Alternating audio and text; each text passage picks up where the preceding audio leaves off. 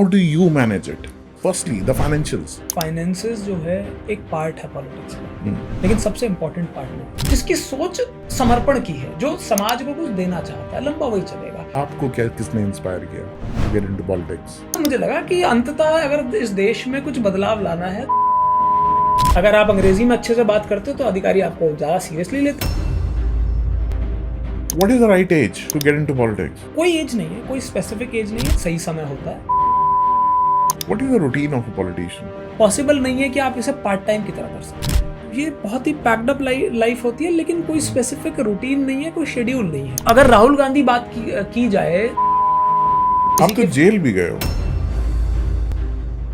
मैंने देखा कि वो पहलवान बेटियों को सड़कों पर घसीटा जा रहा है और लोग जो है ब्रजभूषण शरण सिंह की साइड ले रहे हैं। कहीं ना कहीं इन सब लोगों के जो प्रवक्ता हैं या बीजेपी के नेता हैं, उनके घर में भी बेटियां हैं। 14 बच्चों ने सुसाइड किया नीट के पेपर में। पत्रकारिता क्लीन है क्या? आम जनमानस के लिए आपने उस एआई समिट से क्या निकाल के लिया? हेलो एवरीवन, मैं अनुपम ओबरॉय आपका फिर से स्वागत करता हूं हमारी सीरीज, हमारा पॉडकास्ट लेट अस टॉक में। इसके अंदर हम यूनिक टॉपिक्स उठाने की कोशिश करते हैं, यूनिक लोगों से मिलने की कोशिश करते हैं। आज का हमारा टॉपिक कुछ इंटरेस्टिंग है। आज हम बात करना चाह रहे हैं पॉलिटिक्स एज अ करियर की। देश में प्रधानमंत्री तो हर एक को बनना है, मुख्यमंत्री तो हर एक को बनना है, कोई ना कोई एमएलए भी बनना चाहता है, लेकिन उसका रूट क्या है? घर बैठे बैठे सपने देखने से ये काम नहीं होते। It is a serious career. इस सीरियस करियर की आज बात करने के लिए हमारे बीच में हैं श्री अनिल यादव जी, जो कि जेन वाई का एक जाना माना चेहरा है और शायद जेन जी who wants to get into politics now, and people who are in Gen Y also, he's the right person to talk to. Congress के प्रवक्ता हैं, नेशनल प्रवक्ता हैं, नोन फेस हैं, आप सब लोग उनको जानते हैं, and I don't need to give any introduction beyond that. So Anil ji, thanks for joining the show. Thank you Anupam ji for having me here. Yeah, it is our pleasure only. So Anil ji, we want to know Anil Yadav ji as a politician and beyond politics, because today we are going to talk about not any political party here. We are talking about the career in politics. So you'll have to clear the doubts of people or show them a roadmap. Over to you, sir. तो अभी आपने, क्योंकि आपका जो प्रश्न है, आपका जो क्वेश्चन है, ये बड़ा भारी भरकम सा है कि पॉलिटिक्स एज अ करियर, और आपने शुरुआत करी कि आप पॉलिटिक्स एज अ करियर के बारे में मुझसे जानना चाहते हैं, लेकिन आप you want to know me beyond politics. Yes. ठीक है, तो खैर मैं देखिए, अगर मैं पॉलिटिक्स के अलावा बात करूं तो आदमी का एक व्यक्तिगत जीवन होता है। मैं एक पिता हूं, एक पति हूं, बेटा हूं, भाई हूं, और ये बहुत सारी अलग अलग भूमिकाएं हैं। एक बिजनेसमैन भी हूँ, अपना काम करता हूँ। तो ये अलग अलग चीज़ें हैं, अलग अलग रोल हैं, जो मुझे लगता है कि सोसाइटी में हर व्यक्ति अपने अपने तरीके से निभाता है। और मेरा मानना है कि यदि आप अपने ये बाकी रोल भी अच्छे से निभा पाते हो तो उससे बड़ी कोई बात नहीं हो सकती। और क्योंकि आपने बात करी है पॉलिटिक्स एज अ करियर की, तो उसमें बढ़ते हैं। तो सर आप अगर हम थोड़ा सा बियॉन्ड पॉलिटिक्स की बात करें तो पहले हम जानना चाहेंगे कि is politics for everyone, because it involves financials. Okay, हम शुरुआत करेंगे because politics को अगर घर में कोई बच्चा बोलेगा कि मुझे पॉलिटिक्स में जाना है, ठीक है, तो उसकी फैमिली उसको बोलेगी तो खाएगा क्या? अपनी फैमिली को रोटी कहाँ से खिलाएगा? ठीक है। और अगर मैं समझता हूँ कि अगर कोई ये सोच के आए कि I am going to make money, because it's a public service, okay, so what is your end how do you manage it? Firstly the financials. देखिए अनुपम जी, एक बात आपको बताऊं कि पहली बात तो ये कि फाइनेंसेस जो है एक पार्ट है पॉलिटिक्स का, लेकिन सबसे इम्पोर्टेंट पार्ट नहीं है। और जैसा आपने कहा कि भाई कि क्या आदमी को क्या चाहिए सबसे पहले पॉलिटिक्स ज्वाइन करने के लिए, तो मैं समझता हूँ पहले तो वो नीयत चाहिए। बहुत सारे ऐसे लोग हैं जिन पे कोई संसाधनों की कमी नहीं है, लेकिन उसके बाद भी वो राजनीति में नहीं आना चाहते। उन्हें लगता है कि नहीं, अच्छी जगह नहीं है, हमारे परिवार के लिए नहीं है, हमारे लिए नहीं है, हमारे बच्चों के लिए नहीं है। बहुत सारे ऐसे पेरेंट्स हैं जो काफ़ी वेल स्टैब्लिश होने के बाद उनके बच्चे में अगर अच्छी काबिलियत भी है, तब भी वो चाहेंगे कि वो पॉलिटिक्स ना करे। काफ़ी सारे पॉलिटिशियंस को आप देखिए कि वो अपने बच्चों को चाहते हैं कि पॉलिटिक्स में ना आए। तो फाइनेंसेस ऐसा कि सिर्फ फाइनेंसेस की वजह से ऐसा होता है, ऐसा तो नहीं है, बहुत सारे फैक्टर्स होते हैं। तो पहली बात, अगर आप वाकई में आपको लगता है कि आप राजनीति में आना चाहते हैं, तो इसका टेस्ट ये है कि क्या आपको आपके इर्द गिर्द जो चीज़ें हो रही हैं वो आपको अफेक्ट करती हैं। अगर आपको अफेक्ट करती हैं, अगर आप में वो भावना है कि नहीं इसमें कुछ बदलाव होना चाहिए, ये बेसिक चीज़ है आपकी पॉलिटिक्स में ज्वाइन करने की। ज्वाइन करने वाले अलग अलग तरीके से देखते हैं। कोई देख रहा है कि भाई नेताजी तो बड़ी गाड़ी में चल रहे हैं, तो मैं बड़ी गाड़ी से इन्फ्लुएंस होकर पॉलिटिक्स में आ गया। या किसी ने देखा कि कोई बड़े साहब तो नेताजी को सैल्यूट मार रहे हैं, तो मैं उस सैल्यूट से इम्प्रेस होकर आ गया। सबके अपने अपने रीजंस होते हैं, लेकिन थोड़े टाइम बाद इस काम में सबको समझ आ जाता है इस चीज़ में कि लंबा वही चलेगा जिसकी एक विचारधारा है, जिसकी एक सोच है, और जिसकी सोच समर्पण की है, जो समाज को कुछ देना चाहता है, लंबा वही चलेगा। नहीं तो बाकी बहुत सारे लोग आते हैं, ज्वाइन करते हैं, कुछ फ़ायदा ले पाते हैं, कुछ नहीं ले पाते हैं, और उसके बाद वो साइड हो जाते हैं। What was your calling? आपको क्या किसने इंस्पायर किया टू गेट इनटू पॉलिटिक्स? देखिए अनुपम जी, ये अगर मैं आपको सच बताऊं तो मुझे आज भी याद है कि, क्योंकि इसके लिए तो मुझे बहुत पहले जाना पड़ेगा। मैं काफ़ी, आज मुझे 12 साल के आसपास हो गए हैं पॉलिटिक्स हम में। जाना चाहते हैं, क्योंकि आज जिन लोगों को हम ये मैसेज देना चाहते हैं, शायद ये उसी स्टेज पे होंगे जहाँ से आपने शुरू किया। या राइट, नहीं बिल्कुल ठीक बात है। और मैं क्योंकि याद कर रहा हूँ इस बात को, और एकदम से जैसे ही आपने प्रश्न पूछा, तो कई सारे फेजेस में इसका आंसर है। क्योंकि आप जब यूथ पॉलिटिक्स से जुड़े होते हो, आप जब स्टूडेंट्स पॉलिटिक्स से जुड़े होते हो, तो आप बहुत सारी चीज़ों के से होके निकलते हो, बहुत सारी एक्सपीरियंसेस को देखते हो। तो जहाँ तक मेरी बात है, मुझे आज भी याद है कि यहाँ भट्टा पारसोल का एक किसानों का आंदोलन था, राहुल जी की उसमें बड़ी भूमिका भी रही। और उस भट्टा पारसोल के आंदोलन के बाद नोएडा के किसानों ने एक आंदोलन किया था। उस आंदोलन में उस समय कॉलेज में रहा होऊंगा, शायद सेकेंड ईयर होगी इंजीनियरिंग की, मुझे लगता है सेकेंड ईयर में मैं होऊंगा उस समय में। और आप यकीन मानिए कि मैं अपने पिताजी के साथ उस मीटिंग में गया, और मैंने देखा कि हमारे आसपास के जो बहुत सारे लोग हैं, जो गणमान्य लोग हैं, जिनकी समाज में बड़ा रुतबा है, समाज में बड़े लोग हैं, वो सब ऐसे बैठे हुए हैं कि भाई कोई साहब आएंगे और उनको बताएंगे कि भाई क्या करना है। उनकी बड़ी जायज़ सी मांगे थी, उन मांगों के लिए रोड रोकना पड़ा, चारों तरफ से पुलिस से घिरे हुए हैं, डर भी लग रहा है कि यहाँ पर लाठियाँ बजाई जा सकती हैं, कार्रवाई हो सकती है। और मेरे पापा कह रहे हैं कि तुझे गलत ले आया हूँ। उसके बाद लेकिन हम लोग प्राधिकरण का एक जत्था आया वहाँ से, और उन्होंने कहा कि चेयरमैन साहब की मीटिंग है, तो काफ़ी सारे लोगों को इकट्ठा करके ले, कुछ लोगों को जितना वहाँ पर रहे। बाई चांस उसमें जाने का, उस भीड़ में जाने का मुझे मौका मिला, और मैं एक प्रत्यक्षदर्शी की तरह बाहर से उस मामले को देख रहा था। तो मैंने पहली बार रियलाइज़ किया कि ये इतने सारे लोग जो ये नोएडा के, और किसी जाति के नहीं, हर जाति के, हर समाज के जो नोएडा का मूल किसान है, मैंने उन किसानों की बिरादरियों के जो बड़े बड़े लोग हैं, उनको देखा कि वो कैसे सहमे हुए से वहाँ पर बैठे हुए हैं। उनको उस साहब के भाव भंगिमा तक पर उनका ध्यान है कि साहब गुस्से में तो नहीं है, साहब अच्छे मूड में तो है, और साहब बैठे हुए हैं, और वो साहब जो अपनी कलम से लिख देंगे, वो उस पूरे क्षेत्र के किसानों का, उनके बच्चों का भविष्य तय करेगा। तो मुझे पहली बार पता चला कि असल में अगर वाकई में कुछ बदलाव लाना चाहते हो तो साहब है। लेकिन उसके बाद मैंने देखा कि साहब किसकी सुनते हैं? साहब सुनते हैं नेताओं की, जिसकी सरकार होती है या जिसका इन्फ्लुएंस होता है। तो इस तरीके से मुझे लगा कि अंततः अगर इस देश में कुछ बदलाव लाना है तो राजनीति के अलावा कोई दूसरा रास्ता है ही नहीं। What was your family's first reaction जब आपने बोला होगा, जब घर में आपने ऑफिशियली बोला होगा कि भाई मुझे तो राजनीति करनी है, और आप इंजीनियरिंग कर रहे थे? हाँ यार, ठीक है, इंजीनियरिंग कर रहे तो माँ बाप का सपना होता है हमारा बेटा इंजीनियर बनेगा, कोई मतलब अच्छी सी नौकरी करेगा, ठीक है, हमारा भी भविष्य सुधारेगा। And you also come from a humble background. Okay, so what was their reaction?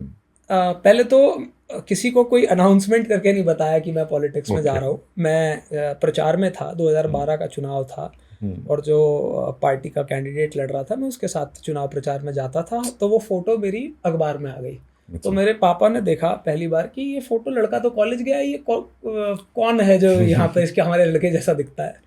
तो उन्होंने वो अखबार रखा अपने पास, शाम को मुझे बुलाया और मुझसे पूछा कि क्या है मामला। तो मैंने बताया कि मेरी छुट्टी हो गई थी, कॉलेज की क्लासेस जो है एक फर्स्ट हाफ तक क्लासेस थी, उसके बाद में फ्री हो जाता था, तो मैं इनके साथ चला जाता हूँ, ये मुझे जानते हैं। तो मेरे पापा ने, जब मैं पॉलिटिक्स में एंटर कर रहा था, तो मुझे उन्होंने एक बात कही कि भाई तो अगर पॉलिटिक्स ही करनी थी तो ये इंजीनियरिंग क्यों करी? उनके हिसाब से तो ये था कि पॉलिटिक्स करनी है तो आपको पढ़ाई लिखाई की जरूरत ही नहीं है, पढ़ने लिखने की क्या जरूरत है, ये एक जनरल परसेप्शन है। तो वो काफ़ी नाराज़ रहे, काफ़ी लंबे समय हमारी बातचीत भी बंद रही, लेकिन धीरे धीरे करके सबको चीज़ें माननी पड़ती है। तो आपको लगता है कि education is important for politics and is it really helping you out? Anupam ji देखिए, हमारे Because most of the people, I'm sorry to cut you, but most of the people think that yes, politics doesn't need any qualification. हम नहीं, it is actually there in the constitution of this country. You don't need to have any specific degree for doing politics Absolutely. or to contest election. Yeah. लेकिन समस्या ये है कि भाई अगर आप देखिए, क्योंकि मैंने बताया कि कोई क्राइटेरिया तो है नहीं कि आपके पास फला डिग्री होगी तभी आप राजनीति में जा सकते हैं। लेकिन अगर आप पढ़े लिखे हैं, आपको किसी फील्ड में आपकी अच्छी जानकारी है, तो आपको एक एज मिलता है। मान लीजिए आप वकील हैं, आपको लॉ की अच्छी समझ है, उसके बाद राजनीति में जा रहे हैं, तो जब आपको अधिकारी आपको कानून का पाठ पढ़ाते हैं तो आप उसको बता सकते हो नहीं ये होता है सही।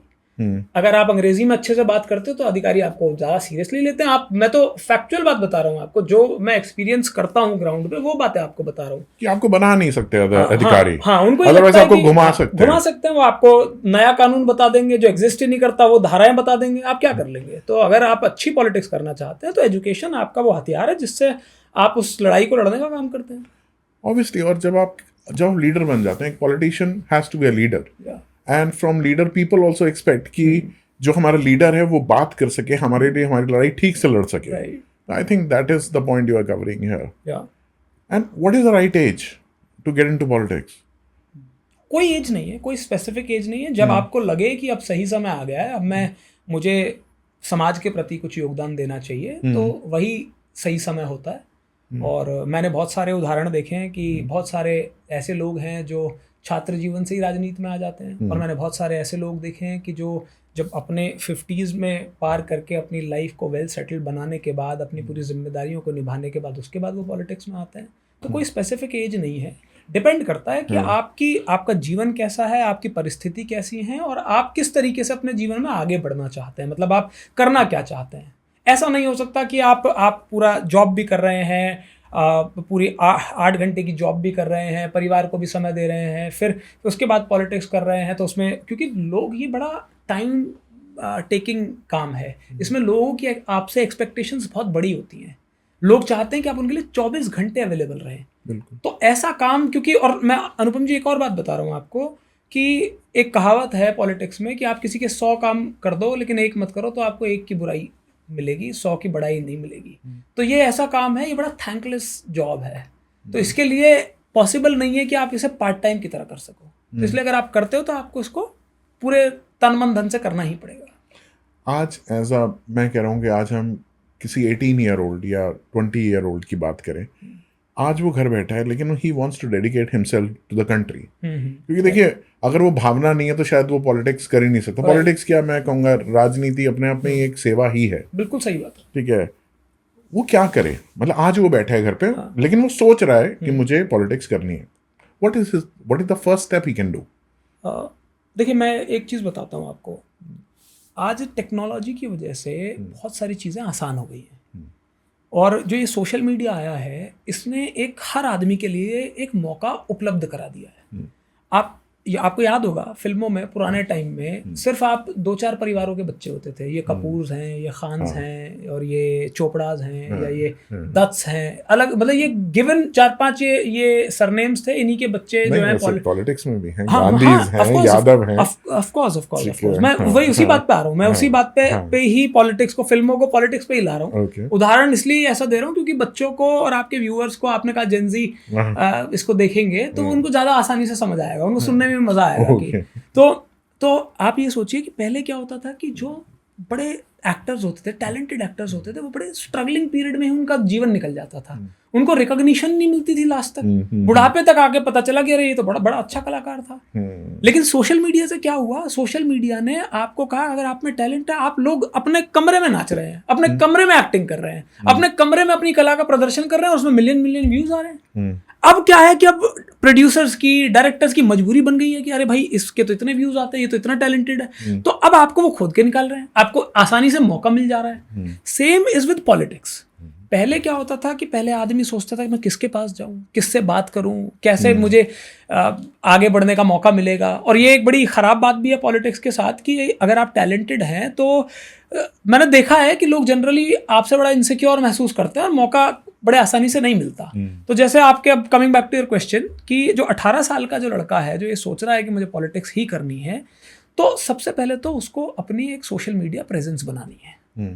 उसको वो किन मुद्दों के बारे में क्या सोचता है वो बताए, और क्योंकि सोशल मीडिया ऐसा प्लेटफॉर्म है कि अगर आप सही बात कर रहे हैं तो उसको बढ़ावा मिलेगा। और जब आपकी एक स्टैंडिंग होती है सोशल मीडिया पर, तो आप पार्टीज की, लोगों की ज़रूरत होते हैं तो आपको मौका भी आसानी से मिल जाता है। तो मुझे लगता है कि सही तरीका यह है कि सबसे पहले तो आप अपने आप में ये विचार करें कि आप किस दिशा में फिट बैठते हैं, किस नेता के, किस पार्टी के विचार आपको सूट करते हैं, जिनको बताने में और लोगों को आप कंफर्टेबल हो।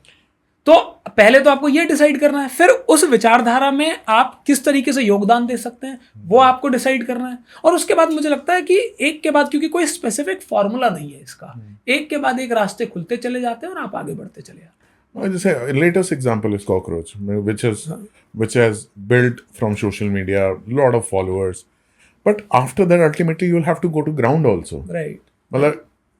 मतलब आप जब तक लोगों से नहीं मिलोगे, आप अपनी ज्योग्राफी को डिफाइन नहीं करोगे कि आपने किस एरिया में पॉलिटिक्स करनी है या किस समस्या को उठाना है।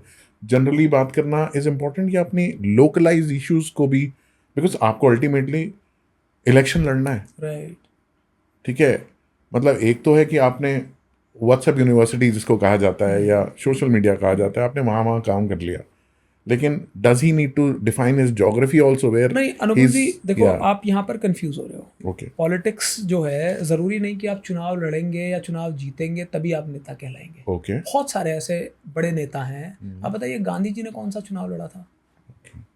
गांधी से बड़ा कौन और हो सकता है उदाहरण के लिए, कि उन्होंने कौन सा चुनाव लड़ा और कौन सा उन्होंने लोकसभा लड़ी, विधानसभा लड़ी, बताइए। लेकिन गांधी गांधी है ना, हम आज भी पूछते हैं ना उनको। और हम नहीं, आप इस देश से बाहर निकाल के देखिए, किसी बड़े देश में देखिए, तो वहाँ पर कोई और मिले ना मिले, गांधी मिलेंगे आपको वहाँ पर।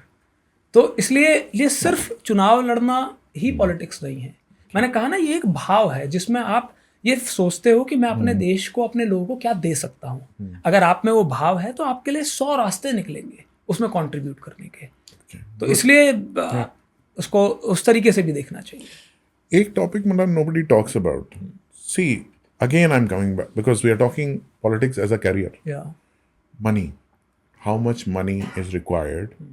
ठीक है, एक सोशल मीडिया एक हो गया, चलो ठीक है, आप थोड़ा बहुत बोस्टिंग करोगे, it's the cheapest medium, but still you'll have to go further. मतलब how do you suggest them? Do you want them to have a parallel business with politics or a career या नौकरी? कुछ तो उसको करना पड़ेगा ना फॉर सर्वाइवल। नहीं, बिल्कुल ठीक बात है, और ये बड़ी बड़ी वाजिब सी बात है। And how do you manage it? देखिए, बिल्कुल ठीक बात है। ये आप, ये सिर्फ इंडिया का कल्चर है कि ये पॉलिटिशियन है और चलिए जो संवैधानिक पद पे बैठा है तो उसको तो क्योंकि उसकी एक सैलरी आती है, सब तरीके से उसको पर्क्स मिलते हैं, सरकारी व्यवस्था है, वो ठीक है। बहुत सारे ऐसे लोग हैं जो सरकारी पद पे नहीं है लेकिन वो अपना जीवन अच्छे से व्यापन कर रहे हैं। तो बाहर देशों में तो एक क्राइटेरिया होता है, लोग पूछते हैं कि आपका अदर देन दिस क्या काम है। ये एक हमारे देश का दुर्भाग्य कह लीजिए या कुछ भी कह लीजिए कि हमारे यहाँ पे वो कंसिडर नहीं किया जाता। लेकिन मैं ये कहना चाहूँगा कि भाई, आपको, अगर आप युवा हैं, आपकी जिम्मेदारी है, आप में कुछ टैलेंट भी है, तो जाहिर सी बात है कि आपको कुछ ना कुछ काम तो करना ही चाहिए। आप किसी एक स्पेसिफिक फील्ड में अगर जानकार हैं तो आप, सपोज करिए आप टीचर हैं, आप पढ़ाते हैं, उसके बाद भी आप पॉलिटिक्स में कंट्रीब्यूट कर सकते हैं। डॉक्टर हैं, आप अपना काम करिए, उसके बाद भी कंट्रीब्यूट करिए। तो काम होना तो ज़रूरी है और उससे आपको एक कहीं ना कहीं आपको एक सहायता मिलती है। और बिल्कुल आपने ठीक कहा, ऐसा देखिए, पैसा ऐसा नहीं है कि पॉलिटिक्स बिना पैसे के हो नहीं सकते, लेकिन पैसा होने से आपकी बहुत सारी चीज़ें, सहूलियत आपको बहुत तरह की मिल जाती है। जहाँ तक मेरी बात है, हाँ, yeah coming back to my point, तो जहाँ तक मेरी बात है, तो अभी देखिए, मैंने अभी हाल ही में एक स्टार्टअप लॉन्च किया है और उसका नाम है legalaware.ai। और आप अनुपम जी यकीन मानिए कि इस स्टार्टअप को शुरू करने के पीछे भी जो सबसे बड़ा उद्देश्य है वो ये कि मैं कैसे लोगों की मदद कर सकता हूँ इससे। जैसे ये एक AI का स्टार्टअप है और आपने AI सुना होगा, हर जगह हर आदमी ने सुना हुआ है, बेचारे रिक्शे वाले बेचारे ने भी सुना हुआ है, जिसका कोई लेना देना नहीं है। और एक धारणा बन रखी है कि भाई AI से, कुछ कहते हैं कि भाई नौकरियां चली जाएंगी, कुछ कहते हैं कि काम बहुत आसान हो जाएगा, कुछ कहते हैं कि भाई AI का तो अब समय आ गया, ये तो आएगा ही आएगा।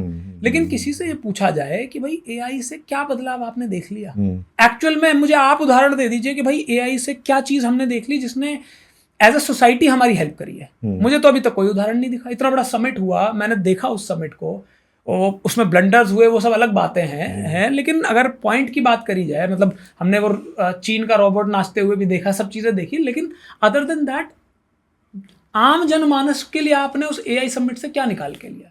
आम आदमी को AI से क्या मिल रहा है? हमने ये सोच के कि भाई हम एक आम आदमी की AI का इस्तेमाल करके क्या मदद कर सकते हैं, ये legalaware.ai बनाया है। और मैं आपको थोड़ा सा बता देता हूँ। देखिए क्या है कि आज इस देश में मैक्सिमम लोगों के पास अपने अधिकारों की जानकारी नहीं है। आपके साथ अभी कोई पुलिस वाला आपको उठा के ले जाए कि अनुपम जी आपके खिलाफ हम आपको पकड़ के ले जा रहे हैं, आपको पता ही नहीं है कि आप क्या करोगे। आप एकदम से पैनिक कर जाओगे, आप गिड़गिड़ाने लग जाओगे, अरे भाई साहब क्या हुआ। और मैंने ये अपनी आंखों के सामने होते हुए देखा है कि यहाँ पर हमारे जो हमारे फोर फादर्स थे, उन्होंने कानून बड़े अच्छे से बनाया, संविधान बड़े अच्छे से बनाया, सबके लिए अधिकार दिए हैं। लेकिन जो हम लोगों ने उसको ऐसा कर दिया, या ये जो लाल फीताशाही है, इसने ये जो अफसरशाही है, इसने ऐसा कर दिया कि भाई आदमी को उसके अधिकारों का पता ही नहीं है और उसका शोषण करा। आप जाइए, आपको ये नहीं पता कि अगर कोई आपके साथ कोई घटना घट जाए, आपकी FIR ना लिखी जाए, आपको पता ही नहीं क्या करना है। आपको कोई आदमी, आप मकान मालिक के पास जा रहे हैं कि भाई मुझे मकान जो है खाली, वो आपसे सडनली कह देता है खाली कर दो, आपकी सिक्योरिटी भी नहीं देता, आपको पता ही नहीं क्या करना है। कोई आपका पैसा मार के बैठा हुआ है, आपको पता ही नहीं है क्या करना है। तो क्यों? क्योंकि ऐसा नहीं है कि कानून नहीं है, कानून है, लेकिन आपके पास उसकी जानकारी नहीं है। और आप ये भी जानते हैं कि हर आदमी के लिए संभव नहीं है कि वो जरा सी बात पे लॉयर को अफोर्ड करे। ठीक है, कई तो सोचते हैं कि यार बहुत खर्चा हो जाएगा, कई सोचते हैं कौन चक्कर काटेगा, कोर्ट कचहरी के क्या चक्कर होंगे, क्या पता मैं उल्टा ना फंस जाऊं। कभी आप किसी बड़ी कंपनी से लड़ने के समय में आप परेशान होते हैं। जैसे उदाहरण के तौर पे आप बायर बिल्डर एग्रीमेंट होता है, आप इतना सारा मोटा एग्रीमेंट साइन करते हैं, आपको पता ही नहीं उसमें क्या लिखा हुआ है, 100 पेज आप पढ़ नहीं सकते हैं। वकील को लाके वकील आपसे बहुत बड़े सारे पैसे मांगेगा उस बात के। तो आप क्या करते हैं? आप साइन करते हैं चुपचाप, जब तक ठीक है तब तक ठीक है। लेकिन कहीं दिक्कत आ जाती है तो वकील, वो जो बिल्डर है, वो आपको वो क्लॉज दिखाने लगता है कि ये क्लॉज था और इस क्लॉज में भाई साहब आप तो सरेंडर कर चुके हो। हम भी नहीं पढ़ते, मतलब कोई नहीं पढ़ता। मतलब आप क्या, हम अनपढ़ की क्या बात कर रहे हैं, हम पढ़े लिखे कोई, मैं पढ़े लिखों की बात कर रहा हूँ शहर में। मतलब क्योंकि देखिए कानून की जानकारी, उसमें कोई गरीब हो अमीर हो, उसमें सब आते हैं, सबका एक तरीका है। तो हमने ये AI का इस्तेमाल करके ऐसा प्रोडक्ट बनाया, ऐसी वेबसाइट बनाया है कि आप किसी समस्या में फंसे हों तो आप उस समस्या को डालेंगे वहां पर, तो आपको आपके बेसिक अधिकारों की जानकारी मिल जाएगी कि आपके पास आप ये कर सकते हैं, या फला आदमी आपको इस तरीके से हैरेस नहीं कर सकता है। तो और वो भी आपके केस स्पेसिफिक। लोग कहते हैं कि भैया ये तो ChatGPT में भी मिल जाता है, लेकिन ChatGPT में आप डाल के देखिए ना, आपको एक जनरलाइज सी चीज मिलेगी जिस पे कोई ना तो आपके बारे में बात है, उन्होंने एक कानून बता दिया, लेकिन एक स्पेसिफिक आदमी जब किसी समस्या में है, उस स्पेसिफिक समस्या पे क्या होना चाहिए, वो ये अवेयरनेस इस प्रोडक्ट के जरिए आपको मिलती है। That means it has also come from the heart because you were dealing with people on daily basis. उन्होंने आपके सामने आए तो आपने पॉलिटिक्स में से ही, मतलब समस्याओं को समझ के you found that gap and then you launched this. बिल्कुल, that's right। और इसमें मेरे साथ कई सारे और मेरे साथी हैं जो इंजीनियर्स हैं, कोई डेटा साइंटिस्ट है, तो सब लोगों ने, क्योंकि कहीं ना कहीं उनके साथ भी कुछ ना कुछ गलत हुआ है। तो जैसे ही मैंने उनसे ये बात करी तो सबको एकदम से क्लिक कर गया कि नहीं यार ये तो बहुत ज़रूरी है, ये तो भाई, क्योंकि कभी किसी की सैलरी किसी कंपनी ने रोक ली है, किसी का अपने लैंडलॉर्ड से इश्यू चल रहा है, तो सब लोगों को इतना मज़ा आया इस आइडिया में। और अनुपम जी, मैं आपको फ्रैंकली बताऊं, खुद मेरे साथ ऐसा हुआ है कि मैंने कोई व्यक्ति आया, मैंने बिल्कुल जायज़ मांग के लिए मैंने SHO को फ़ोन किया, उसने मुझे 4 कानून बता दिए कि साहब इसमें मैं पूछताछ कर रहा हूँ, ये वो, और बाद में मैंने किसी वकील से पूछा तो उसने कहा नहीं ये कर ही नहीं सकता इसके बारे में। तो आप सोचिए कि जब ना तो आम लोगों को कानून पता है, ना मैक्सिमम नेताओं को पता है, तो ब्यूरोक्रेसी आपका शोषण करती है। और या फिर दो लोगों की लड़ाई में भी जिसको कानून पता है वो दूसरे का शोषण करता है। बाहर अब्रॉड में आप देखेंगे, अब्रॉड में ऐसा नहीं है। वहां पर लोगों को अपनी इतनी जानकारी है कि हर आदमी को पता है कि भाई इसे कानून पता होगा, इसलिए कर ही नहीं सकता वो आपका शोषण। मतलब जैसे कभी वकील कभी केस हारते नहीं है, या तो वो जीतते हैं या अपील करते हैं। मतलब वो कहते हैं कि हम हारे थोड़ी हैं, हम अब हाई कोर्ट जाएंगे, अब हम सुप्रीम कोर्ट जाएंगे। और वेरी नाइस, मतलब बेसिकली आपने करियर, अपनी पॉलिटिक्स के साथ जो अपना करियर भी आप बिल्डअप कर रहे हो, that is related also and which gives you a kick. Like जैसे आप सोशल कॉज में थे, आपने you have made a similar thing like this, but yes you are saying कि it could be doctor, it could be lawyer, it can be anything, but you will have to choose your career also or business also or whatever. Okay, because if your intent is to make money from politics, that could go wrong. Yeah. Great. What is the role of family here? Like, does it require sacrifices from parents' side? And obviously, you have a wife, you have a beautiful daughter. So, how do you manage between it? And your wife is also a politician, though. So, she must be more understanding than any usual couple. ये ना, ये एक बड़ा भ्रम है जो लोगों को लगता है कि भाई साहब, क्योंकि हम कहीं जा रहे होते हैं तो वहाँ जो साथी है, जो और जो पार्टी के वर्कर्स होते हैं साथ में होते हैं, तो वो उनके घरों से फोन आ रहे होते हैं, तो वो मुझे कहते हैं कि आपको तो कोई जरूरत नहीं है, आपके तो घर में भाई वो समझते ही हैं, वो खुद पार्ट है इसका। लेकिन सच बात ये है कि वो और आपकी सिचुएशन डिफिकल्ट हो जाती है, क्योंकि अगर आपकी वाइफ पॉलिटिक्स ना जानती हो, उन लोगों को ना जानती हो, तो आप कुछ भी बता सकते हो, आज फलां साहब आ रहे हैं, हमें जरूर जाना है, या ये मुद्दा यहाँ पे जरूर जाना है। तो अब नॉर्मल जगह पे तो वाइफ बेचारी यही कहेंगे कि ठीक है आप जाइए, आपको जाना है। तो यहाँ मेरी सिचुएशन में तो आप सोचो ना कि कौन आ रहा है, तो वो उसमें तुम्हारा क्या काम है? ठीक है, उसमें तुम्हारी तो जरूरत ही नहीं है, तो तुम क्यों जा रहे हो? तो बड़ा उनको ये भी पता होता है मीटिंग कितने बजे खत्म हो गई है, ठीक है, कि आप ये भी नहीं है कि 2 घंटे की मीटिंग है, आप 4 घंटे बाद आ रहे हो, कि भाई तुम्हारी तो 2 घंटे पहले मीटिंग हो गई थी। तो ये ना आपकी मतलब जैसे डॉक्टर टू डॉक्टर, तो politician to politician if you are married, और lawyer to lawyer you are married. लेकिन एक बिल्कुल सच बात है, बट फॉर अवर जनरल नहीं ऑफ कोर्स, देखिए क्या है कि ये तो त्याग तो है ही है, ये जो काम है ये त्याग मांगता है, और वो त्याग हर स्तर पे है। बहुत सारे लोगों का, अगर अच्छे लोगों से आप बात करेंगे, बहुत सारे लोगों ने उनका बिजनेस खराब हो जाता है क्योंकि वो टाइम ही नहीं दे पाते हैं, उनकी फैमिली सफ़र करती है, बच्चों के बर्थडे पे नहीं जा पाते, कोई ऐसी ओकेजन है जहाँ पर उन्हें होना चाहिए, नहीं जा पाते। आप तो जेल भी गए हो। हाँ, इनफैक्ट मुझे याद आ गया। तब क्या रिएक्शन? मेरी बच्ची 10 दिन की थी, ठीक है, 10 दिन की मेरी बच्ची थी, तभी उसने जन्म लिया था। और मतलब वो ऐसा टाइम था कि जो मैं चाहता था कि मैं अपनी बच्ची के साथ स्पेंड करूं, लेकिन उस टाइम पे मैं 10-12 दिन के लिए जेल गया। किसान आंदोलन था नोएडा में, और ये राजनीति जो है, ये इसका एक निष्ठुर पहलू है कि उसके लिए आप किसी को आपके प्रति कोई सहानुभूति थोड़ी है कि आप ऐसी सिचुएशन में अपना घर छोड़ के आए हो। नहीं, ये तो आपका काम है, लोग आपसे एक्सपेक्ट करते हैं कि आप जाओगे, आपके साथ कुछ भी हुआ हो। और बहुत सारे नेताओं के साथ घटनाएं हम देखते हैं कि किसी के फादर बीमार हैं, माँ बीमार हैं, डेथ बेड पे पड़े, तब भी वो बेचारे पार्टी का काम करते हैं। तो ये बहुत वाकई में मुझे लगता है कि हम तो कुछ भी संघर्ष नहीं कर रहे जितना लोग संघर्ष करते हैं पॉलिटिक्स में। आइडियोलॉजी इम्पोर्टेंट है या पॉलिटिकल पार्टी चूज करना इम्पोर्टेंट है?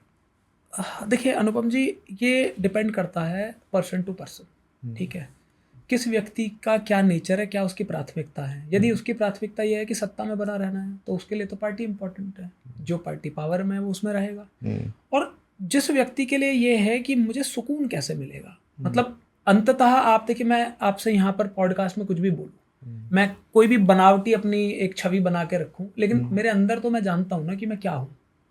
तो मुझे लगता है कि ये हर व्यक्ति के लिए अलग अलग चीज़ है। जैसे मेरे लिए आइडियोलॉजी बड़ी मैटर करती है, विचारधारा बहुत ज़्यादा मायने रखती है, क्योंकि आप कैसे जस्टिफाई करोगे, अगर आप भारतीय जनता पार्टी का हिस्सा हो तो आप किसी एक धर्म के प्रति या किसी स्पेसिफिक जातियों के प्रति कैसे नफरत उगलोगे।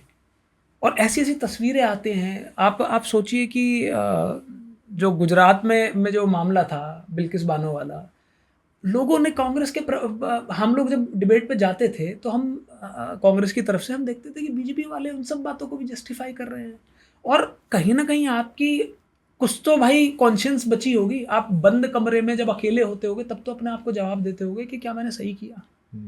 मैंने देखा कि वो पहलवान बेटियों को सड़कों पर घसीटा जा रहा है और लोग जो है ब्रिजभूषण शरण सिंह की साइड ले रहे हैं बीजेपी में के प्रवक्ताओं में, जबकि मैं जानता हूँ कि बहुत अच्छे लोग हैं, अंदर खाने उनको को वो नहीं इसको सही मानते होंगे, लेकिन क्योंकि पार्टी की मजबूरियां हैं। आप वो सोचिए, कुलदीप सेंगर वाले मामले में एक बच्ची, उसका रेप होता है और वो मुख्यमंत्री के आवास के सामने अपने आप को आग लगा लेती है, और वहां उस मामले को भी भारतीय जनता पार्टी के प्रवक्ताओं ने डिफेंड किया। तो कहीं ना कहीं इन सब लोगों के जो प्रवक्ता हैं या बीजेपी के नेता हैं, इनके घर में भी बेटियां हैं।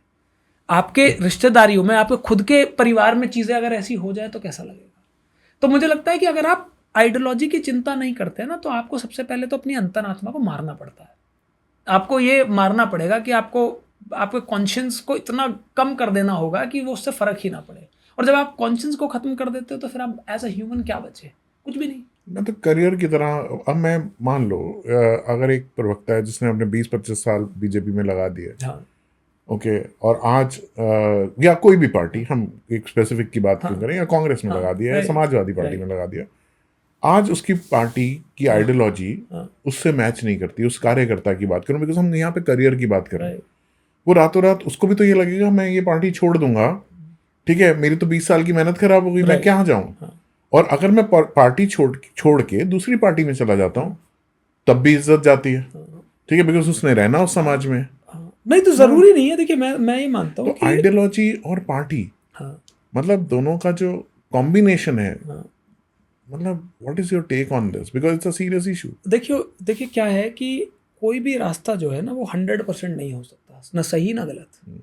तो अगर आप ये कहें कि आप 100% एक ही लाइन के पीछे चले जाइए तो ये पॉसिबल नहीं है, एटलीस्ट पॉलिटिक्स में तो नहीं है। इसीलिए आपको समन्वय बनाते हुए अपना रास्ता निकालना पड़ेगा। आप किसी इशू पे आपको लगता है कि आपको नहीं, मैं फील नहीं करता, ये मैं नहीं बोलना चाहता, तो आप मत बोलिए। जरूरी थोड़ी है कि भाई आपको किसी एक धर्म को गाली देनी ही देनी है। आपको, अगर आप बीजेपी में हैं और आप ये बिलीव करते हैं कि भाई ये जो चीज़ें चल रही हैं वो सही नहीं है, आप अपने आप को साइड कर लीजिए उससे। कहीं ना कहीं आपके मन में ही आएगा कि भाई, और मैं तो ये कहता हूँ कि हालांकि कि इन जनरल तो आपको आवाज़ उठानी चाहिए, लेकिन प्रैक्टिकल बात करी जाए तो आप उस चीज़ से अपने आप को अलग कर लीजिए। आपको एक इमर चैलेंज लगता है? हाँ, आपको चैलेंज लगता है?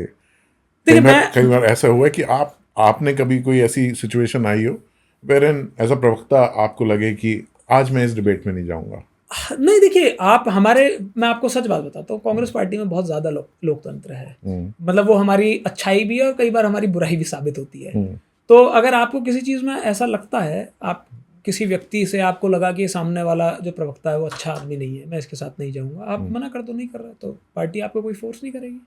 आपको किसी इशू पे लगता है कि मैं सब इस पे नहीं बोलना चाहता हूँ, या ये मैं फील नहीं करता हूँ इस बारे में, ठीक है, मत जाइए। What is the routine of a politician? मतलब लोगों को मिलना, मीटिंग्स अटेंड करना, ये देखिए, ये 10 से 5 का जॉब तो है नहीं कि सुबह जाना है दफ्तर में, पंचिंग करनी है, उसके बाद साहब क्या कहेंगे क्या नहीं होगा। ये it is not a 8 hours job.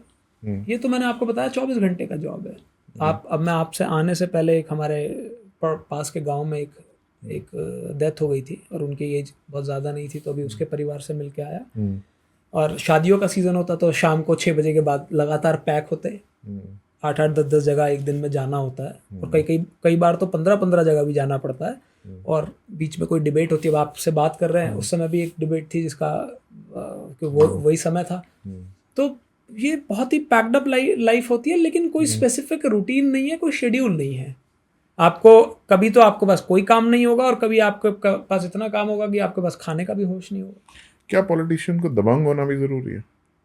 Have you ever been threatened, या आपको ऐसे लगे? नहीं, दबंग किस चीज में? अगर आप, क्योंकि मैं एक ऐसे जनरल मिडिल क्लास आदमी जो दिल्ली में रहता है, मैं उसके पॉइंट ऑफ व्यू से कहता हूँ कि यार ये तो इसमें तो आपको बदमाशी भी चाहिए, आपको दबंगियाई भी चाहिए, ऐसा भी है क्या? नहीं अनुपम जी, देखिए मेरी ना दबंग की परिभाषा अलग है। मुझे लगता है कि अगर आपके साथ कोई अन्याय हो रहा है और आप उस पर मजबूती से आवाज़ उठा सकते हैं तो आप ही दबंग हैं।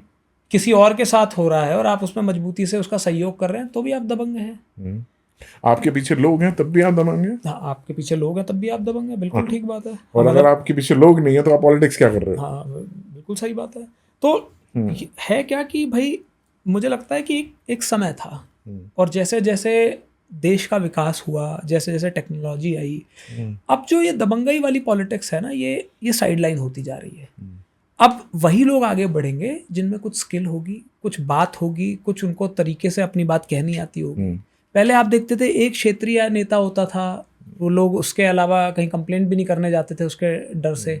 आज आप देखिए, आप ट्विटर पे एक कंप्लेंट कर दीजिए, काफ़ी चांसेस हैं कि भाई उस में कुछ ना कुछ हलचल तो मची जाएगी। अगर ये बात और है कि अगर वो भाजपा का नेता है तो आपके खिलाफ उसके खिलाफ कार्रवाई नहीं होगी, आपके खिलाफ कार्रवाई हो सकती है, लेकिन कम से कम आप पब्लिक डोमेन में उस खबर को ले आते हैं। आप न्यूट्रल प्रोग्राम में भी ले ही आते हो। मैं तो जो सच है वो जो धरातल में हो रहा है वो बता रहा हूँ आपको। एथिक्स कितने इम्पोर्टेंट है पॉलिटिक्स में? आप इग्नोर कर सकते हो क्वेश्चन, आप बोल सकते हो। नहीं, एथिक्स बिल्कुल इंपॉर्टेंट है भाई। विचारधारा है। Politics clean today? देखो, क्लीन तो कुछ भी नहीं है। पत्रकारिता क्लीन है क्या? पत्रकारिता जो सबसे ज्यादा नेताओं को अकाउंटेबल बनाने की जिम्मेदारी जिस पेशे की है, क्या वो क्लीन है? आज आप टीवी पे आप सोचिए कि अभी लखनऊ में हादसा हुआ है, 14-15 लोग उसमें मरे, और सारे मीडिया चैनल्स ने ये दिखाने की कोशिश करी कि देखो मुख्यमंत्री कितने महान हैं कि जो अपना कार्यक्रम छोड़ के सीधे घटना स्थल पर आ गए, बजाय ये सवाल पूछने के कि मुख्यमंत्री जी आपकी क्या व्यवस्था है, ये अधिकारी आपके क्या कर रहे थे, फायर की एनओसी क्यों नहीं थी, नक्शा पास क्यों नहीं था, या क्या क्या क्या कमियां थी आपकी। मैंने तो उसकी वीडियो देखी, 3 मंजिला वो इमारत जो है वो धू धू करके जल रही है, उसमें समय लगता है ना जलने में, मुझे लगता है घंटा भर लगा होगा। इस घंटे भर में वहां पर लोग इकट्ठे हो रखे हैं, लोग कोशिश कर रहे हैं बुझाने की, आपकी फायर की गाड़ियां कहां थी भाई? तो बजाय ये सवाल पूछने के कि जिससे आगे ऐसी घटना ना हो, लोग मुख्यमंत्री जी को वाहवाही दे रहे हैं, पत्रकार जो हैं। तो क्लीन कौन सा पेशा रह गया है? हम तो डॉक्टर्स का भी सुनते हैं कि भाई किसी डॉक्टर ने किसी की किडनी बेच दी है, ठीक है, कौन सा पेशा आप मुझे बताइए। और जहां तक पत्रकारिता की बात है तो ये तो मुझे लगता है कि अपने सबसे गिरते हुए दौर में है। तो आप बाकी सब चीजों से आप एक्सपेक्ट नहीं करेंगे, हम चुनाव आयोग से एक्सपेक्ट नहीं करेंगे कि वो सही से चुनाव करा दें, हम पत्रकारों से एक्सपेक्ट नहीं करेंगे कि भाई वो अच्छी पत्रकारिता कर लें, लेकिन हम नेताओं से सब एक्सपेक्ट करेंगे। But does that give you excuse? No, of course not. लेकिन एक प्रैक्टिकल जीवन में आपको सब चीजों से होते हुए निकलना है ना, होते हुए निकलना है, सब में समन्वय बनाते हुए निकलना है। मैं तो कह रहा हूं कि भाई विचारधारा भी जरूरी है, एथिक्स भी जरूरी है, लेकिन अगर आप उस विचारधारा और उस एथिक्स के वजह से कुछ कर ही ना पाओ, कुछ चेंज ही ना ला पाओ, तो फिर आपने क्या किया? वो आपकी विचारधारा और आपके विचार जो है वो आप तक सीमित होकर रह गए। चलो इस क्वेश्चन को थोड़ा सा घुमा लेते हैं। What are the compromises one should never do in politics? देखो, पहली बात तो मैं ये मानता हूँ कुछ तो लिमिट बनाना पड़ेगा।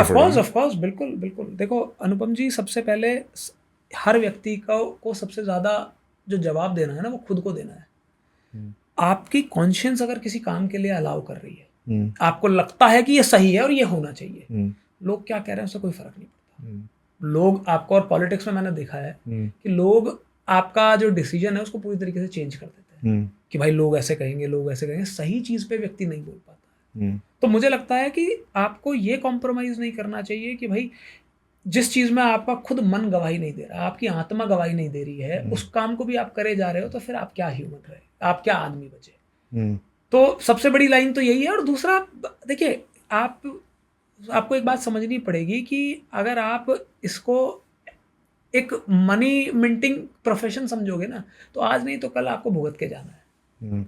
ठीक है, किसी मामले में आप फंस जाओगे, कहीं पे कुछ ना कुछ होगा आपके साथ। खैर, मैं इस सब चीज़ों में नहीं जाता, ये मैं कोई किसी ना तो मैं कोई इसमें एक्सपर्ट हूँ, ना मैं कोई बहुत बड़ा ऐसे अचीवर हूँ, लेकिन मैं अपने आप को ये मानता हूँ कि हर आदमी की एक लाइन है, वो लाइन वो खुद जानता है, ठीक है, और उस लाइन को से नहीं क्रॉस करना चाहिए राजनीति में। आज अनिल यादव एक लीडर है या पॉलिटिशियन? देखिए, पहली बात तो ये कि लीडर और पॉलिटिशियन में एक डिफरेंस है। एक लीडर पॉलिटिशियन हो सकता है, लेकिन जरूरी नहीं कि एक पॉलिटिशियन लीडर है। सर, बहुत बड़ी बात है, आपको इसको एक्सप्लेन करना पड़ेगा। बिल्कुल, मैं बताता हूँ भाई। आप पॉलिटिक्स में किसी बड़े पद पर आ गए हैं, हो सकता है आपका रास्ता हमें नहीं पता, कि हो सकता है आप संघर्ष का रास्ता अपना कर आए हैं, हो सकता है आप किसी की जी हजूरी करके आए हैं, हो सकता है आप अपने धनबल की ताकत से आए हैं, हो सकता है कि आपने कोई रास्ता चुना हो। अब जैसे मैं देखता हूँ कि एक साहब थे, बहुत बड़ा उनका उद्योग था, और उसके बाद वो पॉलिटिक्स में आ गए, उन्होंने वो राज्यसभा से चले गए, तो अब आप वो लीडर कैसे मानोगे उनको? ठीक है, कैसे लीडर मानोगे कि उन्होंने अपनी दुकान चलाई, अपना काम किया, पॉलिटिक्स में एंट्री ली, राज्यसभा में चले गए, तो अब सांसद तो बहुत बड़ी चीज होता है। एक स्टेट राज्यसभा में तो स्टेट चुन के भेजता है, तो आप एक स्टेट के नेता हो, देखा जाए तो आपकी जिम्मेदारी उस स्टेट के लोगों के प्रति है, लेकिन but does this make U a leader? नहीं, आप पॉलिटिशियन बन गए ना, लेकिन लीडर नहीं बने। लेकिन जो लीडर है वो उसके पीछे लोग हैं, वो लोगों की आवाज उठा रहा है, और वो उस रास्ते से पॉलिटिशियन बन गया, तो leader can be a politician.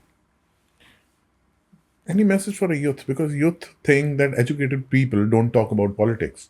But today I feel that Gen Z is talking about it. They want to talk about politics, but still there are masses, there are people who still believe कि politics is not for educated people. आपका क्या message है उसके लिए? देखिए, ये बड़ी दुर्भाग्यपूर्ण बात है। हम 140-45 करोड़ का देश हैं, और वहाँ पर हम, और सबसे युवा देश हैं, दुनिया का सबसे युवा देश है, और उसमें हम ये कहें कि भाई हमारे लोग, हमारे आवाम ये मानता है कि राजनीति जो है वो युवाओं के लिए नहीं है, तो इससे दुखद क्या होगा। लेकिन अनुपम जी, एक सच्चाई का पहलू ये है कि इस देश का नौजवान इतना ज़्यादा परेशान है कि उसके पास समय ही नहीं है। आप 18 साल में, 19 साल में 12वीं करके आ रहे हो, परीक्षा, नीट की परीक्षा देने जा रहे हो, वो पेपर लीक हो जा रहे हैं, कई साल उसकी तैयारी कर रहे हो, उसके बाद अब परीक्षा के पेपर लीक नहीं होते हैं तो भर्तियों में घोटाला हो जाता है, उसके बाद भी आपने वो क्लियर करा तो फिर आपको और समस्या आती है कि भाई आपके घर वालों ने लोन ले रखा है, आपकी शादी हो गई, आपको परिवार को देखना है। एक इस तरीके का कुचक्र बना रखा है कि एक आम आदमी और उसके बच्चे तो ये सोच ही नहीं सकते कि भाई वो समय निकालें कि देश में बदलाव कैसा होगा। Okay. वो अपने जीवन में बदलाव नहीं ला पा रहे। आप बताइए 14 बच्चों ने सुसाइड किया नीट के पेपर में की परीक्षा लीक होने से। अब आप ये सोच रहे हैं कि जो बच्चे बेचारे निरंतर संघर्ष कर रहे थे कि भाई हमें डॉक्टर बनना है, आप उनके कंधों पे एक जिम्मेदारी और डाल दी कि देश भी तुम्हें ही संवारना है। अरे जिनकी वो बेचारे इतना सर्वाइव कर ले कि अपनी नौकरी ठीक से लगा पाएं, अपने पेपरों को ठीक से क्लियर कर पाएं। सीबीएसई सोचिए, मतलब 10वीं से बच्चे को ये अश्योरिटी नहीं है कि 12वीं से ये अश्योरिटी नहीं है कि भाई मैंने जो पेपर दिया उसका सही रिजल्ट मुझे मिला भी है या नहीं। तो एक आम आदमी के जीवन में तो कश्मकश यही है कि मुझे अपना कर्जा मेरे माँ बाप ने लिया है उसको चुकाना है, मुझे अपने माँ बाप का ख्याल रखना है और फिर आगे अपने परिवार का ध्यान रखना है। तो उसके पास समय कहाँ बचा।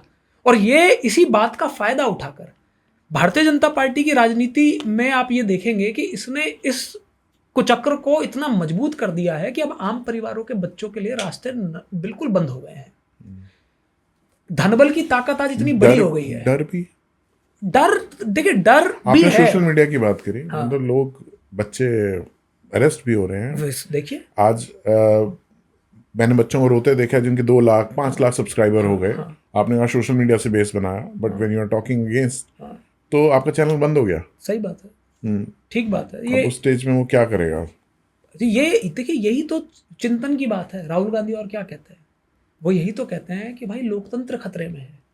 लोकतंत्र का मतलब यही तो है। और देखिए, ये भारतीय जनता पार्टी को इस लोकतंत्र की हत्या करने में इतना सा तनिक भी दर्द नहीं होता, क्योंकि इस देश की आज़ादी में उनका कोई योगदान नहीं था।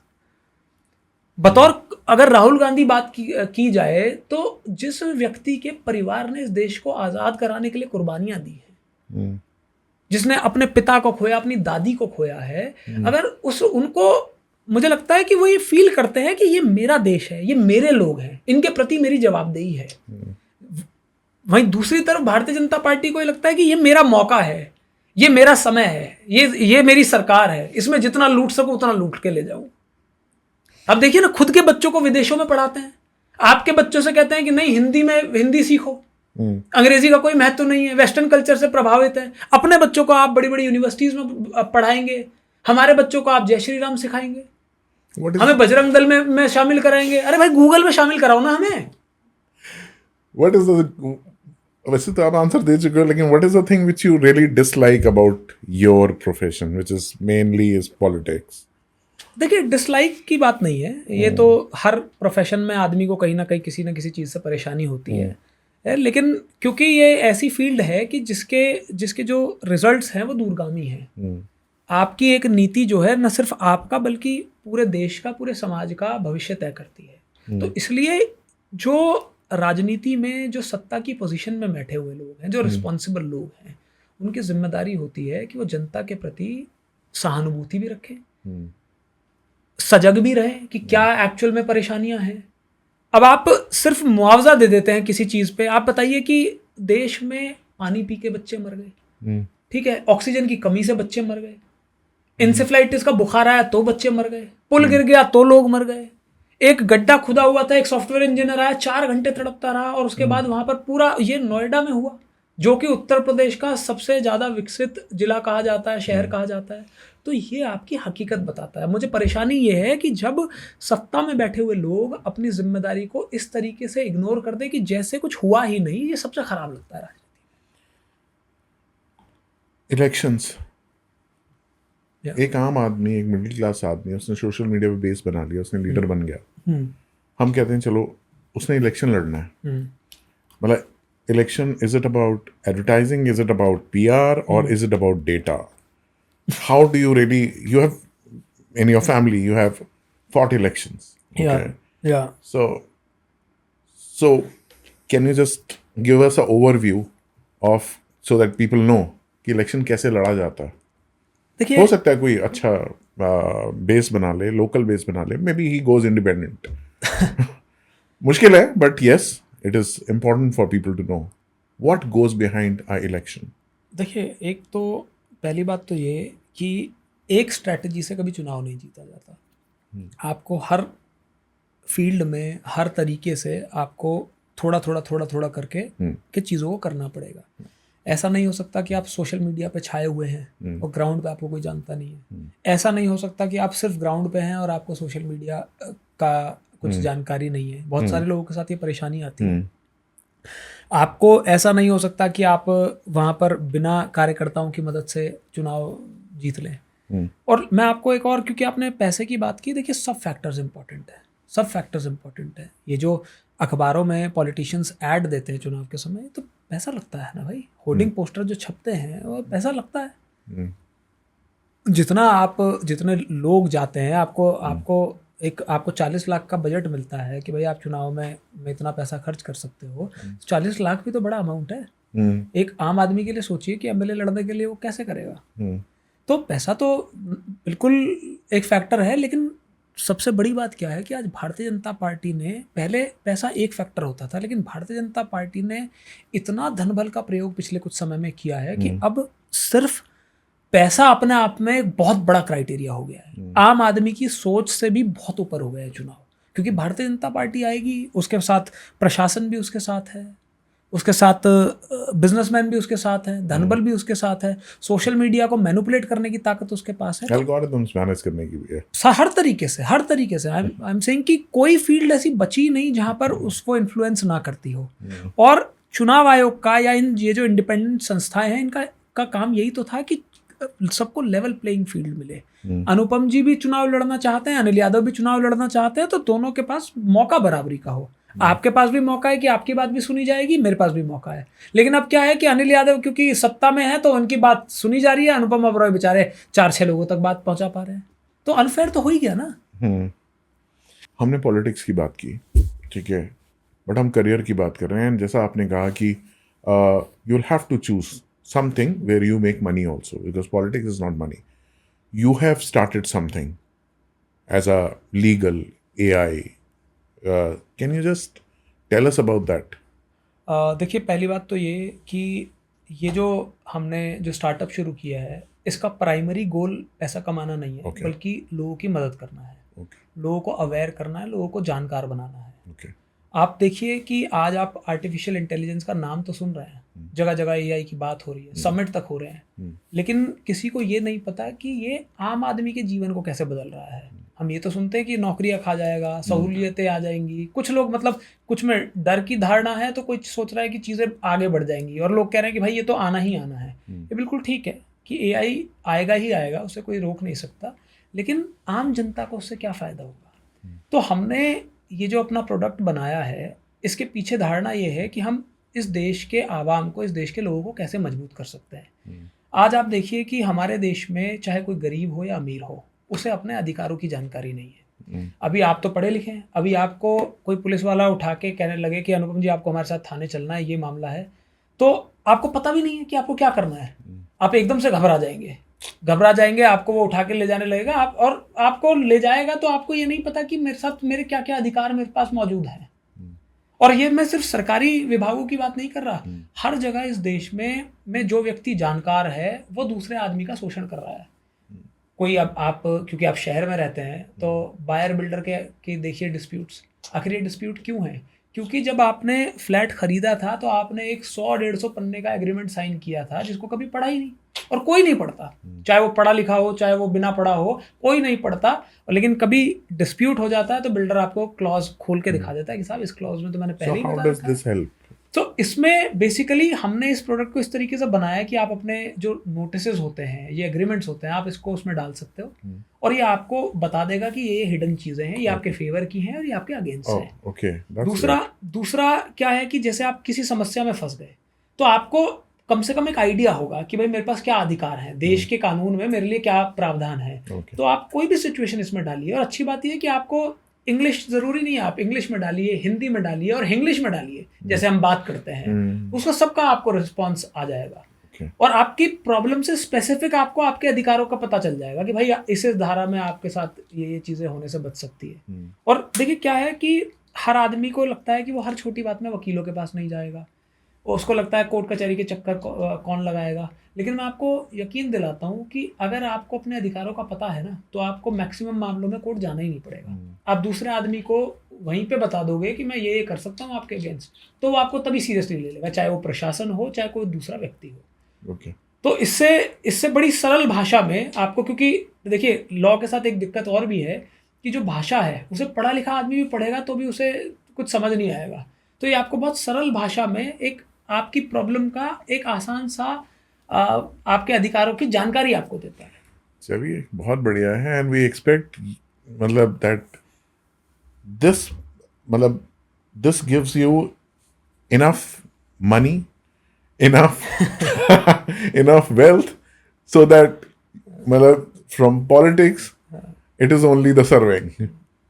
ओके, नहीं, मैं इसमें बस इतना कहना चाहता हूँ कि इसमें हमारी उम्मीद ये है कि हम लोगों को ये एहसास दिला सके कि भाई आपको हम सशक्त कर रहे हैं और आप इस बात को मान लें, it is more than enough. मतलब हम जो ये सशक्त करने का जो हमारा जज्बा है, अगर ये हो जाता है, हम इसमें कामयाब हो जाते हैं, तो मुझे लगेगा कि हमारा प्रोडक्ट सक्सेसफुल हो गया। Money is secondary. Okay, got it. And what do we do for money then? Again काम तो करना ही पड़ेगा, कुछ ना कुछ तो काम करना। तो अनिल जी, अब ये बताओ, what is your final take as we are concluding this show? So what is the message you would like to give to the generations, maybe Gen Zs or the people who are really thinking today, okay, maybe somebody who's retired, okay, who has served the country, or he has done in his career but really wants to give to the country. What is the message you would like to give him for politics as a career?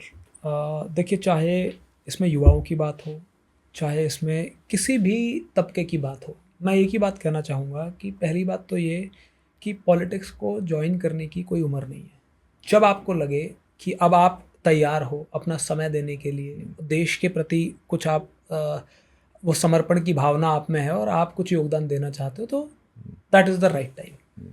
और दूसरा मैं ये कहूँगा कि देखिए क्या है कि पॉलिटिक्स में बहुत सारे ऐसे मौके आते हैं जब आपको बहुत डिसअपॉइंट होना पड़ता है, आप में बहुत डिसअपॉइंटमेंट होती है कि मैं क्या कर रहा हूँ, सही कर रहा हूँ, नहीं कर रहा हूँ, मैं क्यों कर रहा हूँ। क्योंकि बहुत सारे ऐसे मौके होंगे आपको लगेगा कि ये तो मेरी इंसल्ट हो गई, या आपको ऐसा लगेगा कि यार ये तो मैं करने नहीं आया था। तो आपको उससे आगे बढ़ना है, आपको उससे उन चीज़ों से, छोटी छोटी चीज़ों से डिसअपॉइंट नहीं होना है। और एक सबसे बड़ा मूल मंत्र है राजनीति में सक्सेसफुल होने का, वो है कंसिस्टेंसी। और कहते हैं ना कि कहना आसान है, करना बहुत मुश्किल है। मतलब ये तो मैं अपने पर भी लागू करना चाहता हूँ कि आप कंसिस्टेंटली जो भी काम कर रहे हैं उसमें कंसिस्टेंसी बना के रखिए।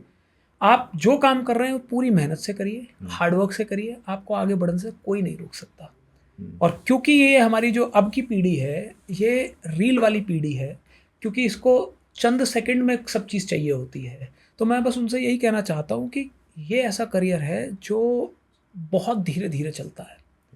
और ये करियर आप सिर्फ तभी चुनें जब आप अपने आप को उस लायक समझते हैं, क्योंकि ये एकमात्र ऐसी चीज़ है कि जिसमें आपकी जो जिम्मेदारी है वो सिर्फ अपने परिवार के प्रति नहीं, आप नॉर्मली कोई प्रोफेशन होता है तो उसमें तो आप अपना और अपने परिवार की जिम्मेदारी है कि इनका ध्यान रखना है। ये प्रोफेशन ऐसा है जिसमें आपको और समाज का ध्यान रखना है, देश का ध्यान रखना है। जितने स्तर पर आप बढ़ेंगे, अगर आप एमएलए हैं तो आपको अपने शहर का ध्यान रखना है, आप एमपी हैं तो आपको लाखों लोगों की अपनी लोकसभा का ध्यान रखना है, सीएम है तो स्टेट का, पीएम है तो देश का।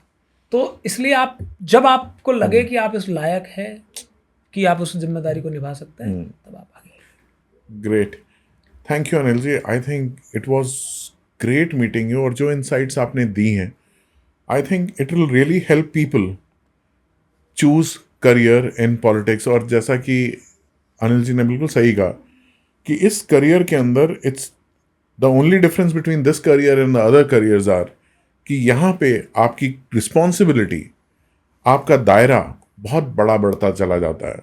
आपका जोन, आपकी कॉन्स्टिट्यूंसी, आपका देश, आपका स्टेट, यहाँ पे जिम्मेवारी सिर्फ आपके अपने परिवार की नहीं है, अपने बीवी बच्चों, अपने माँ बाप, अपने भाई बहन से ऊपर उठ के है। अगर आप समझते हैं आप इस लायक हैं और really you can give it to the country, then only you should enter into this pious profession, and you will have to really change the world. If you really want to change the world, get into this. Thank you, Anil ji. Thank you very much. It was really pleasure meeting you today. Same here. Thank you. And I think people will take a lot from this blog. I hope so. Yeah. Thank you. Thank you. Thank you very much.